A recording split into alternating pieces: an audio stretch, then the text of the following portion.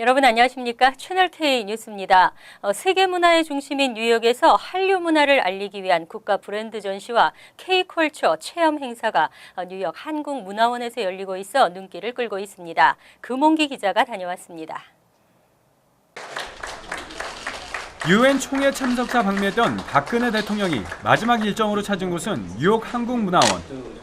현직 대통령의 첫 재외 한국문화원 방문이기도 했습니다. 박 대통령은 문화원을 방문해 전 세계 한국문화원이 5천년 한국문화의 매력을 알리고 국가 브랜드를 소개하는 문화 외교를 잘해줬으면 한다고 주문했습니다. 뉴욕 한국문화원은 한류 문화를 널리 전파하기 위해 국가 브랜드 전시와 K컬처 체험 행사를 진행하고 있는데 한국 전통 기법과 현대의 기술이 결합된 작품들을 선보여 눈길을 끌고 있습니다. 한국식 전통 대문을 열자 한복을 입은 여성이 환영 인사를 건네고 도자기로 만들어진 스피커, 한국식 밥상 위에서는 미디어 아트로 한국 음식이 소개됩니다. 뉴욕에서 처음 시도된 이번 전시는 세계 각국에 있는 한국문화원으로 전시를 확대해 나갈 예정입니다. 오랫동안 준비했던 것들을 국가의 큰 대계를 저희 뉴욕 문화원에 와서 처음 발표해 주셔서 뉴욕 문화원장으로서 굉장히 고맙게 생각하고 앞으로 그런 교도보 역할을 할 수 있도록 문화원장으로서 최대한 열심히 하겠습니다. 뉴욕 한국문화원은 한류 문화 확산을 통해 국가 브랜드의 가치를 높이는 코리아 프리미엄의 전진기지 역할을 해나갈 계획입니다. 이번 전시는 오는 금요일까지 진행되며 문화원은 앞으로도 매주 새로운 테마를 정해 전시회와 음악회 등을 열고 한류 문화를 알리는 데 노력해 나갈 방침입니다. 채널K 뉴스 금홍기입니다. KCS 뉴욕 한인봉사센터가 한인들에게 다양한 복지 프로그램을 원스톱으로 제공할 수 있는 건물 매입에 나섰습니다. 지금 사용하고 있는 건물은 이미 포화 상태에 이르러 더 큰 건물이 필요한 실정인데요. KCS는 회관을 마련하기 위한 기금 모금을 위한 만찬을 어제 뉴욕 플러싱에서 열고 한인 사회에 관심을 당부했습니다. 금홍기 기자가 취재했습니다. KCS 뉴욕 한인봉사센터는 지난 1973년에 설립된 이후 정부의 지원과 독지가 등의 후원으로 한인들을 위해 다양한 복지 서비스를 제공하고 있는 비영리 기관입니다. 현재 퀸즈 플러싱과 코로나, 브루클린 등 5곳으로 나눠 한인들에게 서비스를 제공하고 있지만 매일 1,200여 명이 넘는 인원을 수용하기에는 장소가 너무 협소해 어려움을 겪고 있습니다. KCS는 장소가 협소한 문제를 해결하기 위해 새 회관 건물 매입을 추진하고 있습니다. 800만 달러 규모의 새 회관 매입을 추진 중인 KCS는 현재 67만 달러의 기금이 마련된 상태이며 지금 사용하고 있는 플러싱 159가 건물을 매각해 510만 달러의 자금을 확보하고 나머지는 한인사회 모금을 통해 충당할 계획입니다. KCS는 어제 플러싱에서 경로회관 창립 13주년 기념식과 함께 새 회관 건축 기금을 마련하기 위한 만찬을 열고 본격적인 모금 활동에 들어갔습니다. 2006년도에 제가 159가의 커뮤니티 센터를 건립하고 나서 그게 바로 적더라고요. 계속 모금을 했습니다. 모기지도 페이아웃 해야 되고 또 계속적인 모금을 해서 그거는 큰 건물을 만들어서 거기에 원스톱 서비스를 하고 KCS의 새 건물 매입이 성사될 경우 이민과 아동, 청소년, 직업훈련 등 다양한 서비스를 한 곳에서 제공할 계획이며 한인사회 행사를 위해서도 쓰여질 계획입니다. 채널K 뉴스 금홍기입니다. 갑자기 변경된 영주권 문호 수속 일자로 무려 5년이나 영주권 문호가 후퇴했습니다. 해당 이민자들이 철회를 요구하며 집단 소송에 나섰습니다. 새로운 우선 수속 일자에 따라 영주권 신청을 준비하고 있던 이민자 15명은 지난 28일 연방법무부와 연방국토안보부, 연방이민서비스국을 상대로 집단 소송을 제기했습니다.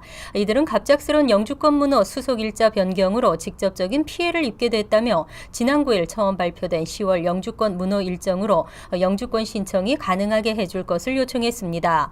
대부분은 인도나 중국 출신으로 알려졌습니다.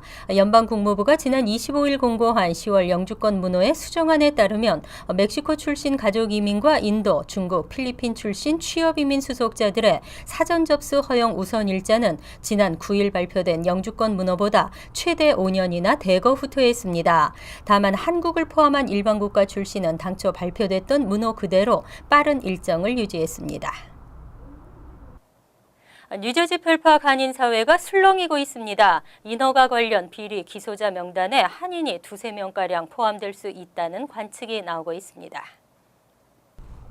펠팍 소식에 정통한 한 소식통은 FBI가 펠팍 유력 정치인을 수사하는 과정에서 한인들의 연루 사실이 일부 드러났다고 밝혔습니다. 현재는 각종 인허가와 관련된 한인 개발업자를 비롯한 한인 정치인까지 수사 범위가 확대된 상황이라고 말했습니다. FBI는 펠팍 유력 정치인을 기소한다는 큰 틀 안에서 수사 막바지 작업을 하면서 주변인들에까지 수사를 확대한 것으로 알려졌습니다. 실제로 최근 FBI는 일부 정치인들의 집을 급습하고 인허가 비리를 비롯한 타운 규정 위반 사항 등과 관련한 자료를 수집한 바 있습니다. 특히 3에서 5년 전 자료까지 확보하는 등 유력 정치인과 한인들 사이에 밀접한 관계를 파악하는 데 주력하고 있는 것으로 나타났습니다. 현재 수사 대상으로 거론되고 있는 한 한인은 아무 잘못이 없지만 FBI로부터 조사를 받는다는 것 자체가 심리적으로 굉장한 압박이라고 전했습니다. 하지만 범법 행위를 한 적이 없기 때문에 기소될 가능성은 없다고 강조했습니다. 노년층을 현혹하는 각종 사기가 심심찮게 발생하고 있습니다. 최근에는 영모기지 사기가 빈발하고 있어 주의가 요구됩니다. 연방소비자금융보호국은 최근 노인들에게 접근해 주택을 담보로 대출을 받을 수 있다는 영모기지 대출 사기가 기승을 부리고 있다고 밝혔습니다. 영모기지 대출은 62세 이상 노인들이 홈 에큐티를 담보로 융자를 받아 매월이나 매년 또는 일시불로 은행에서 일정액을 받아 사용할 수 있는 융자 상품입니다. 대출자 본인이 사망하거나 이사 또는 주택을 매각할 때까지는 융자받은 금액을 상환하지 않는다는 장점이 있습니다. 하지만 최근 사기범들은 이런 장점을 이용해 노인들을 현혹하며 각종 서류에 서명을 유도하고 있습니다. 수사당국은 노인들이 사기범을 통해 서명할 경우 영모기지 대출금과 주택 소유권을 모두 잃게 될 수도 있다고 주의를 당부했습니다. 검찰은 영모기지를 신청할 때는 반드시 신용조회와 믿을 수 있는 에이전트나 은행을 통해야 한다고 강조했습니다. 또 다운페이 없이 주택을 추가로 구입하자는 제안은 의심하고 출처가 불분명한 광고에 현혹되지 말 것, 불명확한 서류에는 서명하지 말고 모기지 전문 에이전트와 상담해야 한다고 당부했습니다.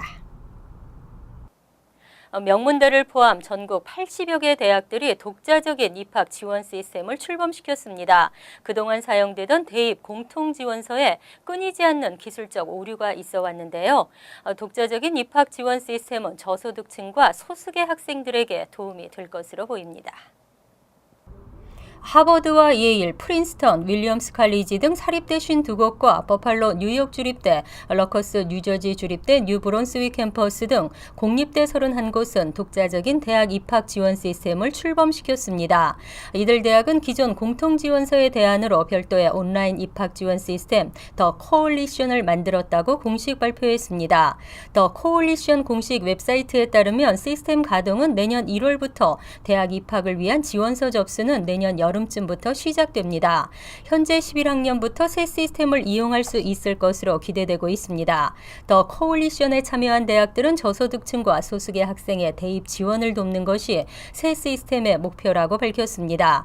새 시스템은 기존 공통지원서와 같은 대입 지원서 작성과 제출 기능을 제공하는 한편 9학년 때부터 디지털 포트폴리오를 만들고 학생의 성장 과정을 보여줄 수 있는 기능도 갖췄습니다. 한편 더 코올리션 참여 대학들은 기존 공통 지원서를 통한 입학 지원도 계속 받을 계획이라고 밝혔습니다. 다음 달부터 질병 분류 코드 체계가 변경되면서 분류 기호가 대폭 늘어납니다. 이미 의사들과 대형 의료기관들이 이를 위해 수십억 달러를 들여 트레이닝을 하고 있지만 의료계의 혼란을 피할 수 없을 것으로 보입니다. 월스트리트저널은 10월 1일부터 새로운 질병 분류 코드가 사용된다고 보도했습니다. 이제 모든 의사와 의료기관들은 진료약 처방과 건강보험 청구 시 새로운 분류 기호를 사용해야 합니다. 현행 질병 분류 코드인 ICD-9의 분류 질병 수는 총 14,000개지만 신규 코드는 5배나 많은 7만 개로 늘면서 한층 더 복잡해졌습니다. 또 병원의 의료행위 분류 기호도 기존 4,000개에서 7만 2,000개로 대폭 늘어납니다. 이처럼 질병 분류 코드 체계가 더욱 복잡해지면서 대형 의료기관들과 의사들은 신규 체계 교육을 위한 트레이닝 프로그램과 부트캠프, 모바일 앱, 플래시카드, 모의 연습에 수십억 달러를 소비하고 있는 것으로 알려졌습니다. 전문가들은 새로운 코드의 체계가 워낙 세밀하고 복잡해서 보험 신청 기간이 더 길어지고 향후 보험 청구 거부 건수 역시 2배 이상 증가할 것이라고 분석했습니다. 하지만 의료계는 신규 분류 체계가 향후 질병 자료 분석의 정확성을 제고하고 질병 진단과 치료 행위의 적절성을 가늠하는 데 큰 도움이 될 것으로 기대하고 있습니다. 은행 계좌 없이 생활하려면 여러 가지 불편한 점이 많은데요. 낮은 신용 등급 등으로 은행 계좌 없이 살아가고 있는 사람이 전국적으로 7%에 달합니다. 하지만 뉴욕시에서 베이사이드와 리들렉 지역은 금융 소외자 비율이 가장 낮은 지역으로 조사됐습니다. 뉴욕시 소비자국은 2013년 뉴욕시 5개 보로 내에서 낮은 신용등급 등의 문제로 은행 서비스의 혜택을 받지 못하는 은행 서비스 비이용 가구와 제한적인 은행 서비스만을 받을 수 있는 제한적 금융 소외자 가구 비율을 조사해 발표했습니다. 이 결과에 따르면 베이사이드 리들렉 지역이 전체 55개 지역 가운데 은행 서비스 비이용 가구의 비율이 가장 낮았습니다. 베이사이드 리들렉의 은행 서비스 비이용 가구 비율은 2.6%에 불과했습니다. 그 뒤를 맨해튼의 스타이브센트 타운 터들베이 3.1%와 그리니치 빌리지 파이낸셜 디스트릭트 3.3%가 이었습니다.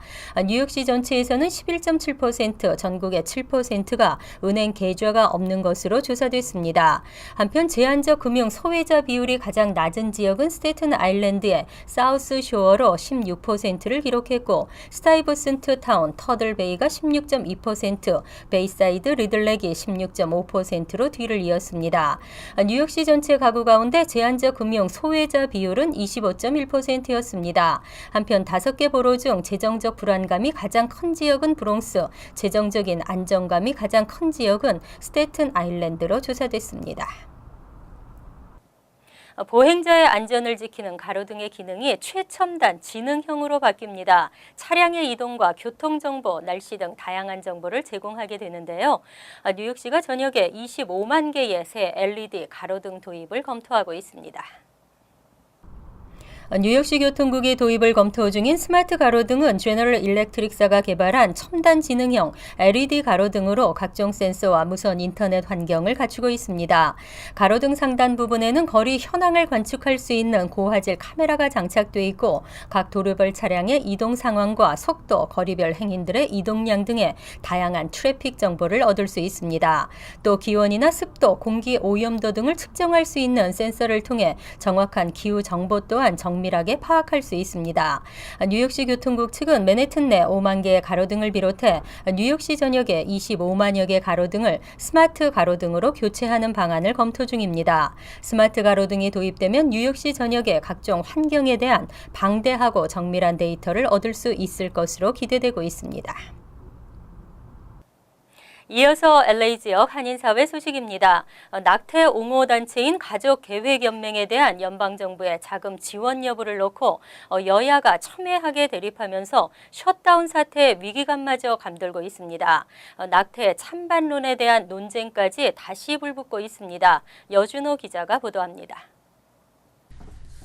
미국 회계연도가 다음 달 1일 시작되는 가운데 예산 문제를 놓고 연방정부가 또다시 셧다운의 위기를 맞고 있습니다. 낙태 찬성단체인 가족계획연맹의 예산 지원을 두고 여야의 대립이 지속되면서 예산안 처리가 지연되고 있기 때문입니다.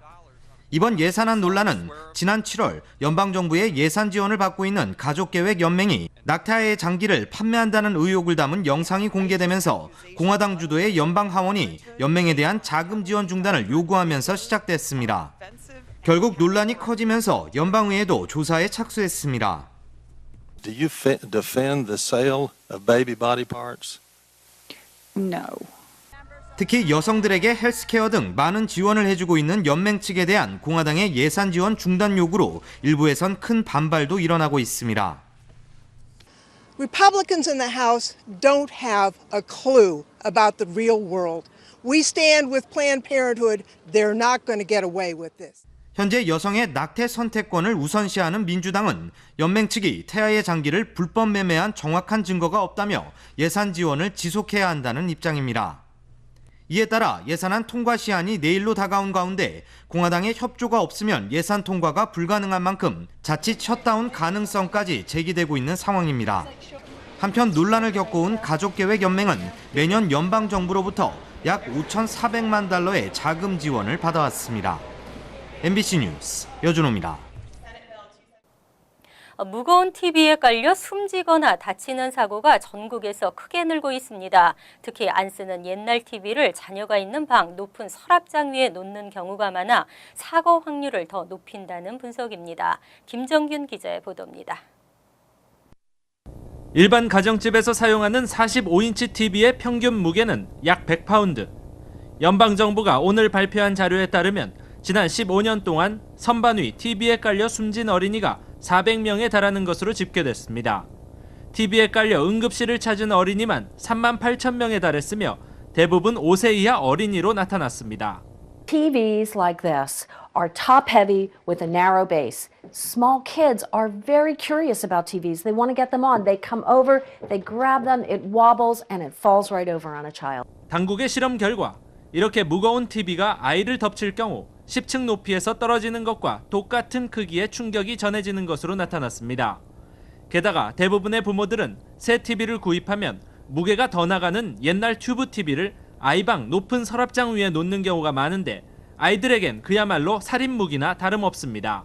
And they're up on a high dresser, and kids reach for the remote, climb up on a drawer, pull the drawer out, and there it goes. 한편 이 같은 사고를 최소화하기 위해서는 TV 선반뿐만 아니라 서랍장과 옷장 등을 벽에 고정시키는 게 좋습니다. 또 TV 선반 위나 책장 위에 리모컨이나 장난감 등을 놓지 않도록 하고 무거운 물건은 서랍장 위쪽보단 아래쪽에 보관하는 게 위험 요소를 최소화하는 방법 중 하나입니다. MBC 뉴스 김정균입니다. 월드리포트입니다. 폴란드 정부가 독일 나치 시대 열차를 발견했습니다. 하지만 열차를 둘러싸고 전 세계가 들썩이고 있습니다. 유럽의 고성, 그리고 성 아래 비밀 터널과 숨겨진 보물. 헐리우드 영화 스토리가 아닙니다. 폴란드 정부는 최근 레이더 관측 결과 크시아즈성 지하에 길이 100m의 기갑 열차가 있는 것으로 확인됐다고 밝혔습니다. Natomiast jeżeli istnieje bardzo duże prawdopodobieństwo, w moim przypadku jest to przekonanie na poziomie ponad 99%, że istnieje taki pociąg.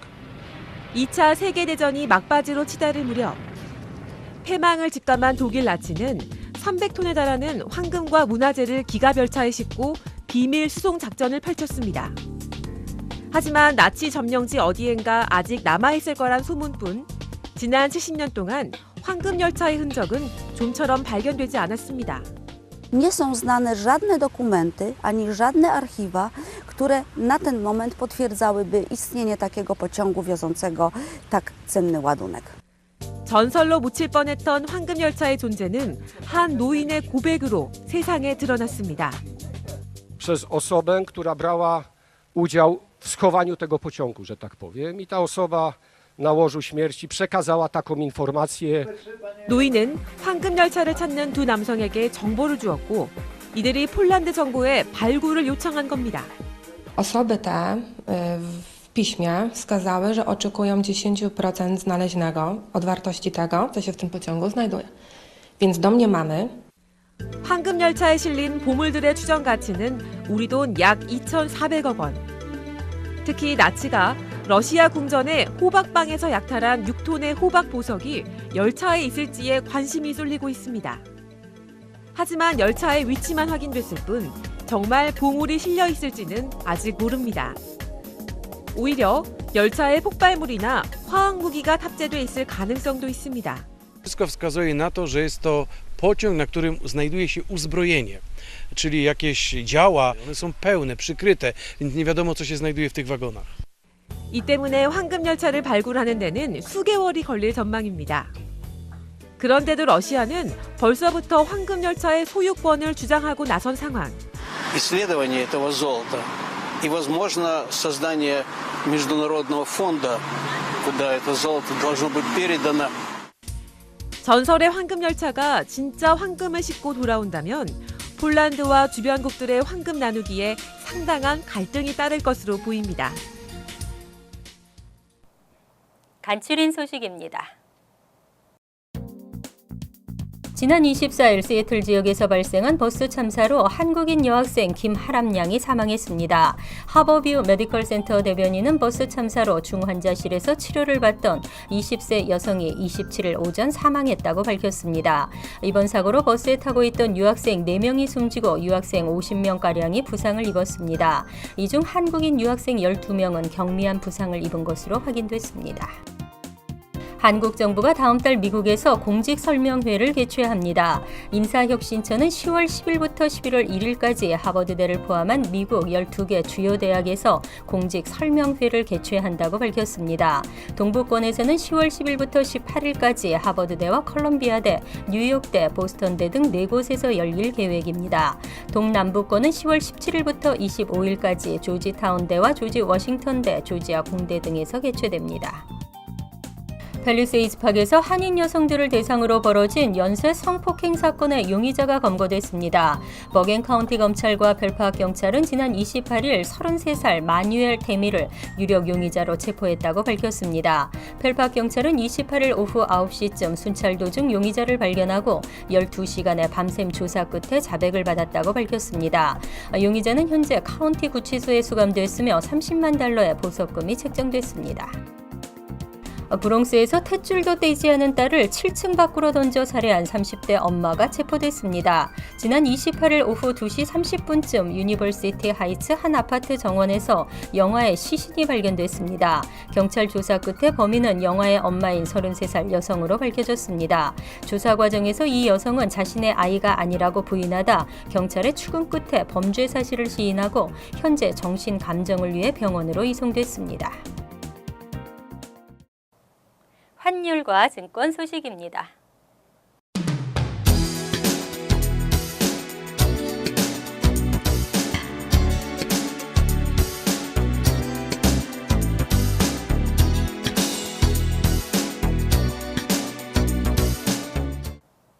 이어서 날씨입니다. 목요일은 하루 종일 흐린 가운데 오전에는 한 차례 소나기, 오후에는 비가 내리겠습니다. 낮 최고 기온은 60도, 섭씨 15도, 밤 최저 기온은 50도, 섭씨 10도로 예상됩니다. 금요일은 바람이 불면서 비가 내리겠습니다. 지역에 따라서는 폭우도 예상됩니다. 토요일도 여전히 흐리고 비가 내리겠습니다. 일요일은 다소 기온이 오르겠지만 흐리고 비바람이 불겠습니다. 항상 여러분과 함께하는 채널K 뉴스 여기서 마칩니다. 편안한 하루 되시기 바랍니다.